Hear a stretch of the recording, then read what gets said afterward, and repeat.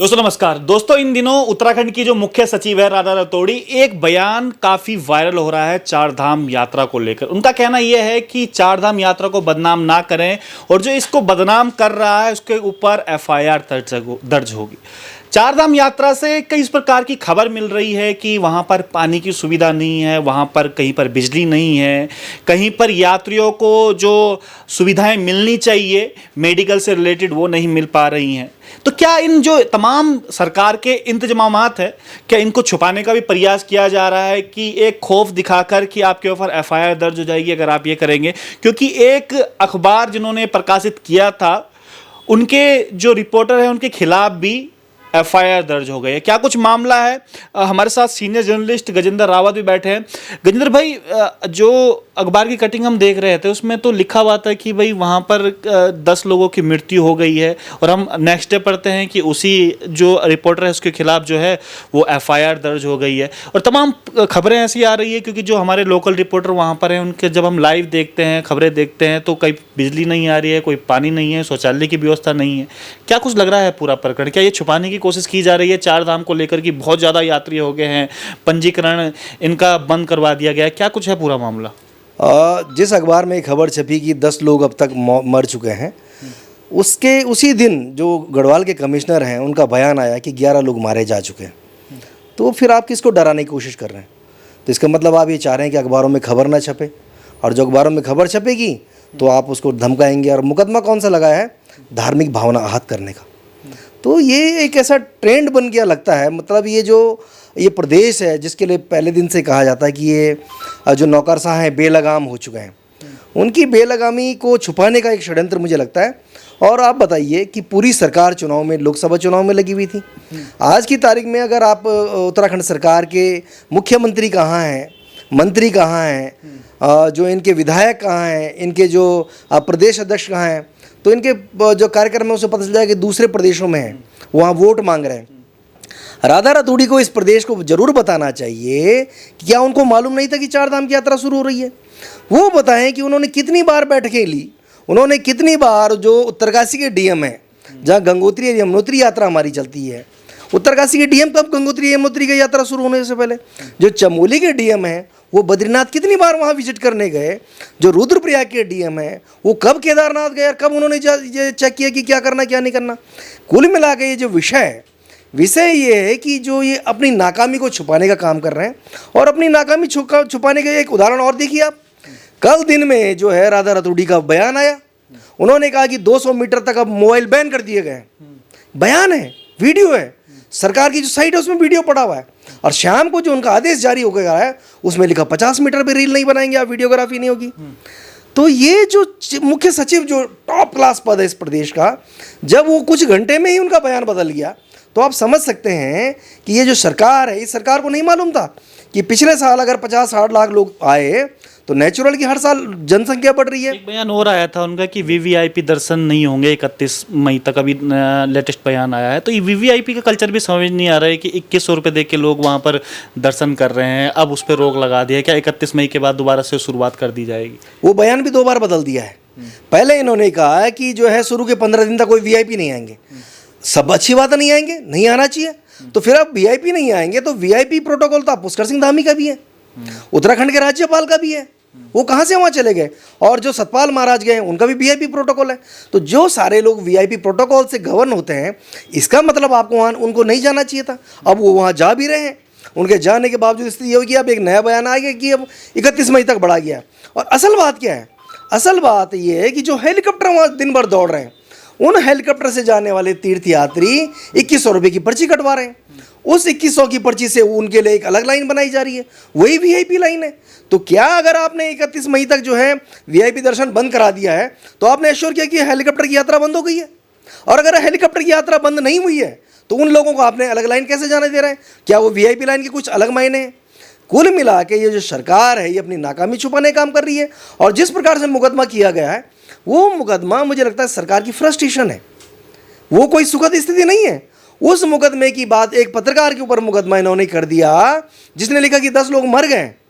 सरकार कह रही 11 मर गए हैं, उसके बावजूद आप उसमें मुकदमा कर रहे हैं। और कौन सा अखबार है जिसमें ये खबर नहीं छपी है कि वहाँ 10 या 11 लोग मरे गए? कौन सा नेशनल टीवी चैनल है जो आज दिन भर नहीं दिखा रहा है कि 4 धाम में त्राहिमाम हो रखा है? कौन सा एक भी चैनल ऐसा नहीं है। जितने भी चैनल को कल तक सरकार का गुणगान करते थे, वस्तुस्थिति वहाँ दिखाई दे रही है। पूरे देश का जो तीर्थयात्री वहाँ आ रहे हैं, महिलाएं आ रही हैं, बच्चे आ रहे हैं, लोग देख रहे हैं कि 6-6 घंटे 8-8 घंटे लोग लाइन पर खड़े हैं। उसके बाद ये स्थिति है। और ये जो सरकार है, सरकार अभी भी भरोसा जो है हासिल नहीं कर पा रही है और जो बार बार बदले जा रहा है। आप देखिए कि जो है यमुनोत्री यात्रा शुरू हो गई, उसको 9 तारीख को जो है टेंडर पब्लिश हो रहा है और 13 तारीख को पार्किंग का टेंडर खोलने की बात कर रहे हैं। जो सरकार इन कामों को लेके इतनी असंवेदनशील हो सकती है, क्या इनको पता नहीं था कि हमने वहाँ पार्किंग का ठेका देना है और किसको देना है, क्या देना? हो सकता है कि अपने किसी आदमी को फिट करने के लिए सब कर रहा हूँ। फाइनली आपको मालूम था कि जब कई लाख लोग आ रहे हैं और हर यात्रा में बढ़ते जा रहे हैं, तो सरकार की जिम्मेदारी थी कि इस चुनाव के चक्कर में इनके पार्टियों का प्रचार करने की बजाय, जिस प्रकार से बड़ी संख्या में अधिकारियों को देखा गया कि पार्टी के प्रमुख बने हुए यहाँ पर, उन लोगों को ये तय करना चाहिए था कि भाई कम से कम जो ये 4 धाम यात्रा सिर्फ एक तरफा नहीं है कि तीर्थयात्री यहाँ जो है 4 धाम के ला रहे हैं, ये 2 तरफा यात्रा है। इस यात्रा से हमारे प्रदेश के हजारों हजार लोगों के घर की रोजी रोटी चलती है। उनका पूरे 12 महीने का जो है अनाज उनको उपलब्ध होता है। जिसकी बेटी की शादी होती है उधार सामान लाता है, वो कहता है 4 धाम यात्रा चलेगी, मैं अपनी बेटी की शादी का कर्जा उस दिन उतारूंगा। सुनार का कर्जा उतारता है वो, टेंट वाले का, बैंड वाले का, राशन वाले का, कपड़े वाले का। बड़ी आशा उम्मीद से यात्रा हो रही है। और आप बताइए कि सरकार ये आज अगर इस लेवल पर आ गई है कि उनको लगता है कि भाई आप मुकदमा करके धमका कर लोगों को चुप कराएंगे, मुझे लगता है इससे बड़ी फ्रस्ट्रेशन। लेकिन एक चीज़ थोड़ा ये भी समझने की कोशिश करूंगा, एक तरफ हम पलायन का रोना रोते हैं, एक तरफ कहते हैं कि हमारे यहाँ टूरिस्ट नहीं आ रहे हैं, बस टूरिस्ट श्रद्धालु तो इस समय टूट के बरस रहे हैं। तो सरकार जो पहले से इंतजाम क्या उन्होंने किया नहीं था? क्योंकि अभी हमने देखे कि तमाम जंगल जल रहे थे, आज जो सुप्रीम कोर्ट तक में वो पूरा मामला चला गया है। आज जो खूब मुख्य सचिव हैं उनको वहां पर आना पड़ गया है बयान देने के लिए, और सुप्रीम कोर्ट ने फटकार भी लगाई कि भाई आपने चुनाव में ड्यूटी क्यों लगाई थी? इससे पहले सब चीज़ें तय क्यों नहीं करती है उत्तराखंड सरकार या उत्तराखंड मंत्री कि भाई चीज़ें जो सरल हो पाएँ? जैसा आपने बताया कि कई लोगों की रोजी रोटी वहाँ से चलती है, अब उनकी रोजी रोटी पर भी खतरा है। तो इन सब चीज़ों को किस तरीके से देखते हैं?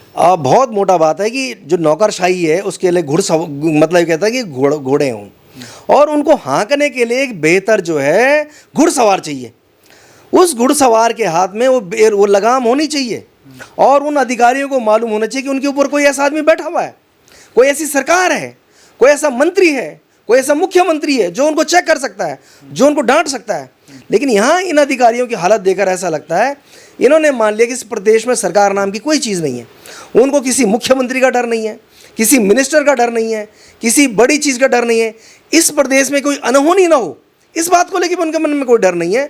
और ये इसलिए है कि उनको जो जब तक सरकार से आपके मतलब जो आप चेक बैलेंस नहीं करेंगे और इन अधिकारियों की ड्यूटी तय नहीं करेंगे। आप देखिए कि यात्रा शुरू हो गई, 4-6 दिन तक पूरी मतलब व्यवस्था खराब हो गई। उसके बाद आप जो हैं जो सचिव यहाँ के जो शहरी विकास के थे पहले सुंदरम, उनको आप उत्तरकाशी भेज रहे हैं। मतलब जब आपने देख रहे सब कुछ बिखर गया, तब वहाँ के डीएम का फोटो आ रहा है कि वो अब सड़क पर उतर रहे हैं। आज जो है मुख्यमंत्री का फोटो आ रहा है कि वो सड़क पर उतर रहे हैं। जो 4 धाम यात्रा हमारी आर्थिकी से जुड़ी हुई है, जो बाबा केदार के धाम से जुड़ी है, बद्री विशाल से जुड़ी हुई है, यमुनोत्री गंगोत्री से जुड़ी हुई है, अगर उनको लेकर आप इतने अगंभीर होंगे, आप इतने हल्के में लेंगे चीज़ों को। आपने देखे इनकी प्राथमिकताएं क्या थी कि केदारनाथ में बड़े बड़े बुलडोजर चल रहे हैं, वहाँ पोकलैंड मशीन उतार रखी है, वहाँ जेसीबी उतार रखी, उजाड़ दिया लोगों को। क्या इनको नहीं मालूम था कि वहाँ 4 धाम यात्रा शुरू हो रही है? कल के दिन इस जहाँ इन्होंने खोद दिया उसके पीछे जिस व्यक्ति का होटल है, रेस्टोरेंट है, ढाबा है, उसकी रोजी रोटी का क्या होगा? एक तरफा निर्णय हो रहे। क्यों? क्योंकि बाहर से आई हुई कंपनियों को आपको फ़ायदा पहुँचाना है। तो ये जो किया जा रहा है ये सब कि आप किसी को कभी कह रहे हैं वीडियोग्राफी नहीं हो रही होनी चाहिए, कभी कह रहे हैं फोटोग्राफी नहीं होनी चाहिए, कभी कह रहे हैं आपने इतने दूर नहीं जाना, कभी इतने नज़दीक नहीं आना।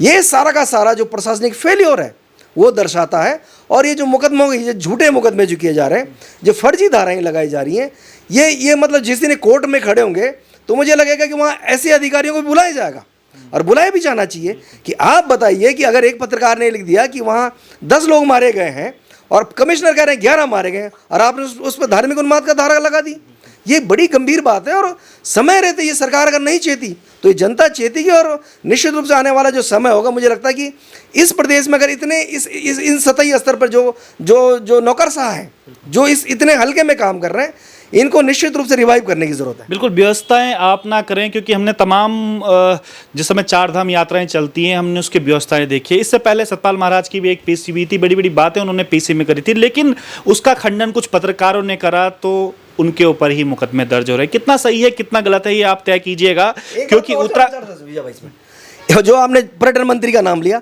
पर्यटन मंत्री का एक और बयान आया इस बीच में। उन्होंने कहा जो स्थानीय लोग डोली लेकर जा रहे हैं उसके कारण वहाँ जाम लग रहा है। भाई आपको पता है कि अगर स्थानीय आदमी डोली लेकर नहीं जाएंगे तो भोपाल, महाराष्ट्र, बंगाल, पश्चिम बंगाल और क्या पंजाब का व्यक्ति डोली लेकर जाएगा? वो डोली, वो आस्थाएं यहाँ के लोगों की जुड़ी हुई हैं।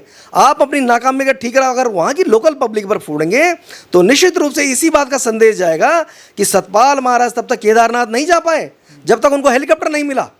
तो जिस सरकार में जो इतने बड़े पोजीशन पर बैठे मिनिस्टर हैं, वो कम से कम एक हफ्ते तक इस बात का इंतजार कर रहे थे देहरादून में कि जब हेलीकॉप्टर मिलेगा तब वो जाएंगे।